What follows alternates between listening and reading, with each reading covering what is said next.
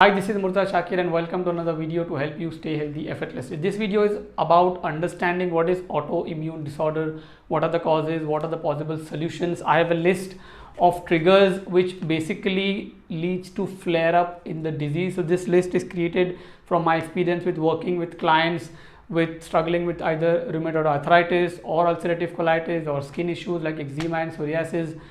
Now, when you think of these diseases, you think, oh, these are the things which I have to live with it for the rest of my life. It is not your faith.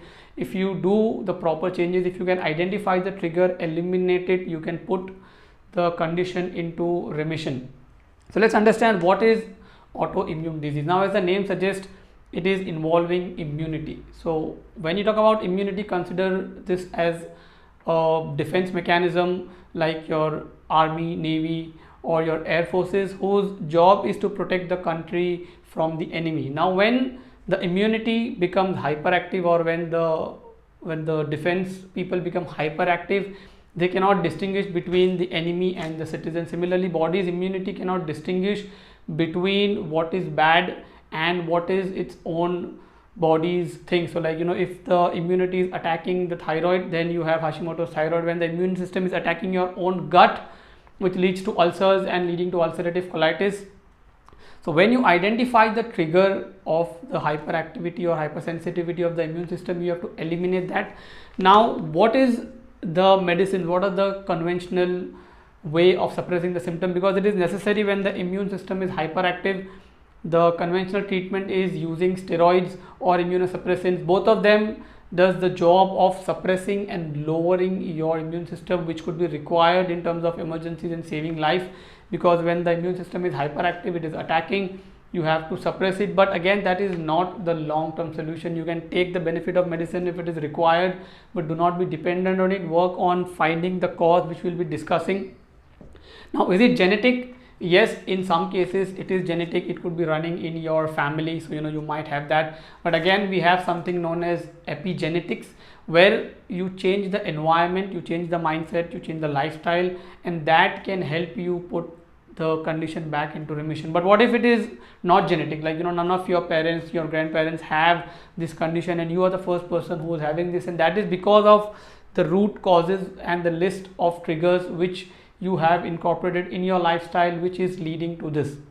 So let's understand, when you talk about autoimmune diseases and when you talk about immunity, the highest amount of immunity is in our gut. So gut controls 70% of the immunity.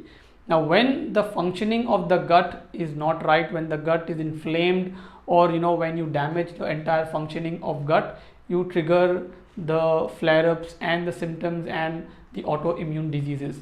So we'll understand two areas majorly which I have seen when you talk about autoimmune conditions. That first is basically what goes in your body, and the second is what goes in the mind.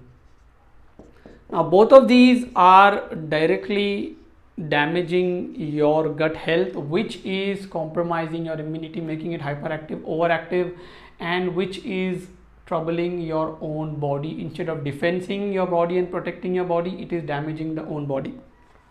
So let's talk about what goes in the body. The first is all the processed foods. So all the processed foods which are loaded with chemicals and preservatives and all the things which are not natural to the body. The more you put all these processed, harmful, unhealthy food in the body, you are damaging the working of your gut. Yes, once in a while you have them, it's okay, but if you survive only on breads and outside food and packets and chips, and everything that you eat is either packed with preservatives and colors and agents, and all the things basically are chemical for the body, and it is directly damaging your gut. Now, there could be other triggers, like in today's time we have gluten or lactose. Now, gluten is not something which is bad, it is occurring naturally in the wheat. But what happens that when you eat all the processed food, they are loaded with concentrated gluten which is extracted. So it is not the natural gluten. You are not eating gluten in its raw form which is available in the nature, but all the bakery products, all the packet products, all the outside commercially prepared food that you eat, they eat they add the gluten which is not natural, and when you eat this gluten, your body becomes sensitive to even the natural gluten.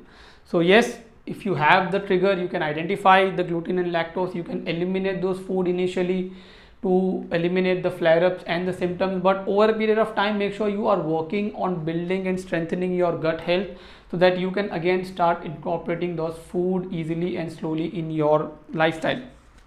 Apart from this, there are medications which people take without prescription. They become their own doctors, and a small cough, cold, fever, they start popping antibiotics.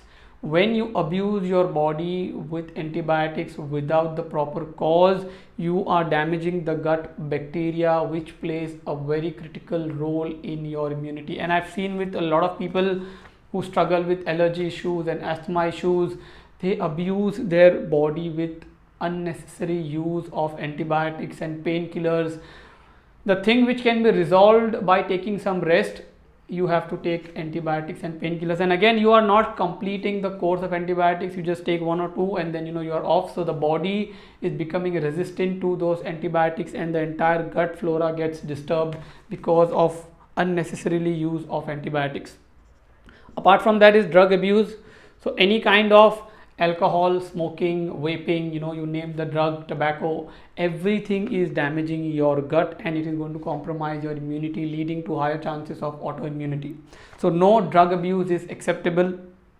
And the last one is the environmental toxins. So all the environmental toxins that goes in the body. Now it could be the radiation, overexposing yourselves to again and again radiation, and frequent diagnosis is absolutely not healthy. It damages the entire immune function in the body. Apart from that, there could be environmental toxins which are going in your body which you are not aware about, which is cosmetics. Cosmetic contains a lot of harmful chemicals. So if you are applying a lot of chemicals on the skin, they get absorbed into your bloodstream, so they are not healthy. The mosquito repellents, all the smoke that goes into the body, all the liquids, the sprays, the aerosols, all the fresheners, and any chemical which you are using is going in the body has high chances of damaging your gut health and your immunity. So stay away from environmental toxins, chemicals and pollutants, and fancy sprays, the room fresheners.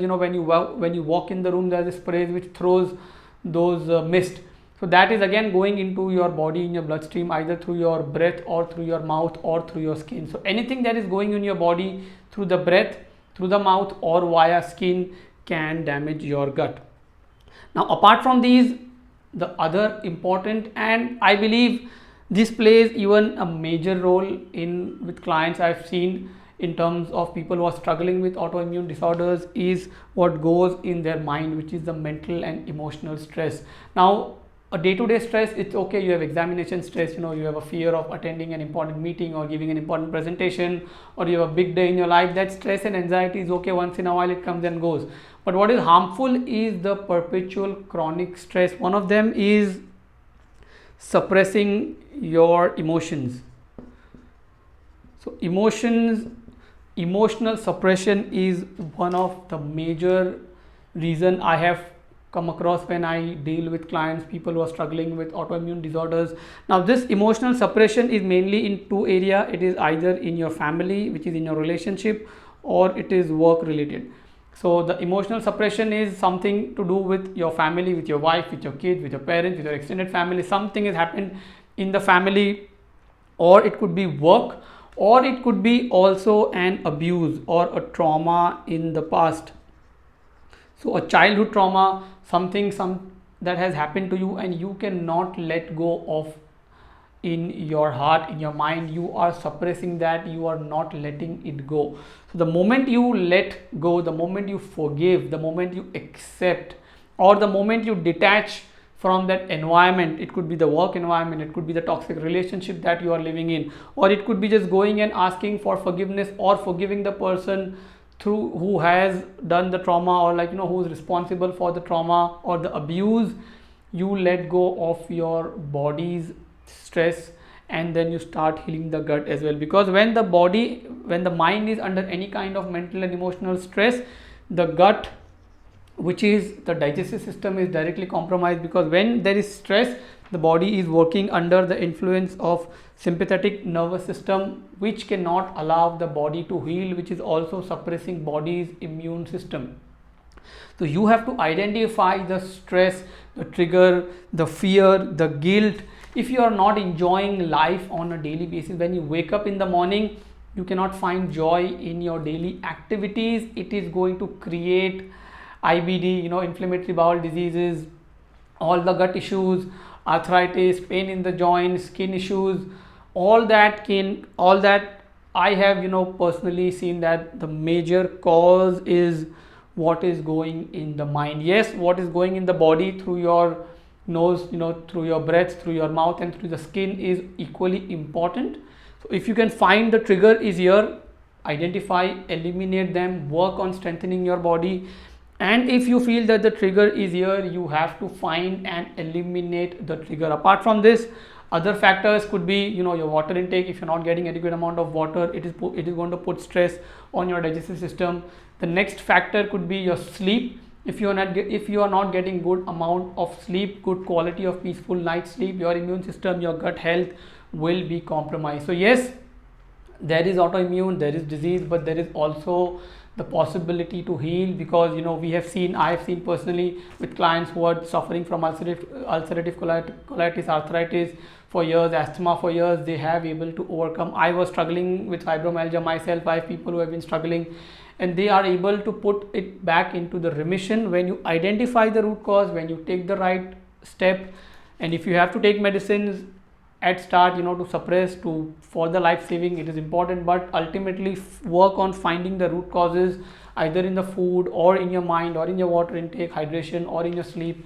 And when you balance that, you start putting your immune system back into its natural state of living, so that it can only detect what is danger and it should not attack your body. I hope this video helps you identify the root causes. If you have any question, post it below the video. If you like the video, give me a thumbs up, share it with your friends and family who could be struggling with autoimmune. It might help them identify the root cause and get back to start staying healthy effortlessly. Thank you so much for watching. I'll see you soon in the next video.